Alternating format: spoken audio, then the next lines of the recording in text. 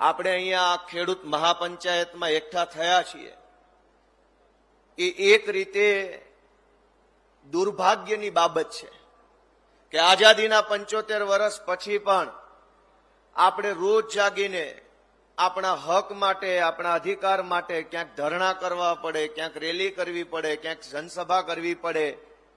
આપણી માંગણી તો માન્ય રાખે નહીં, ઉપરથી આપણને માર મારે, એના ઉપરથી આપણા ઉપર FIR થઈ જાય, આપણી પરિસ્થિતિ બદલાય નહીં અને વળી પાછા નવા નવા વિષયો ઉપર આંદોલન કરવા પડે છે. એમ કહેવાયું છે કે આપણો દેશ ખેતી પ્રધાન દેશ છે, ગામડાઓનો બનેલો દેશ છે.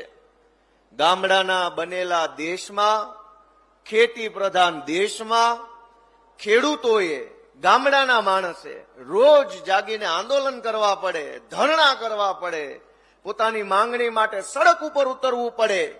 એનાથી મોટો દુઃખનો અને દુર્ભાગ્યનો વિષય હોય શું? દુનિયાની અંદર 150 જેટલા દેશ છે. દુનિયાના કોઈ દેશના ખેડૂતને કે પશુપાલકને ક્યારેય રસ્તા જામ નથી કરવા પડતા. ભારતમાં જ શું તકલીફ છે? આપણા દેશમાં ને આપણા રાજ્યમાં શું તકલીફ છે કે છાસવારે આપણે આંદોલન કરવા પડે?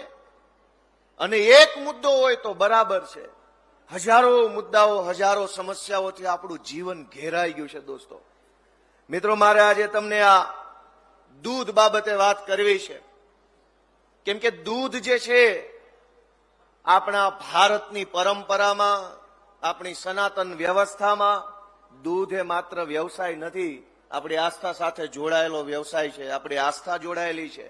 ભગવાન શ્રી કૃષ્ણ પણ ગાયો ચરાવવા જતા, એ દૂધ ઉત્પાદન થતું, એનું માખણ મથુરામાં વેચવા જતા. આપણી ધાર્મિક વ્યવસ્થાની અંદર પણ દૂધ અને ગાય અને પશુપાલનનું મહત્વ છે. દૂધનો વ્યવસાય એ પવિત્ર વ્યવસાય છે, પણ આ સફેદ દૂધના વ્યવસાયમાં ભાજપે કાળા કામ કરવાનો જે ધંધો ચાલુ કર્યો છે એને ભગવાને માફ ન કરવા જોઈએ. દોસ્તો,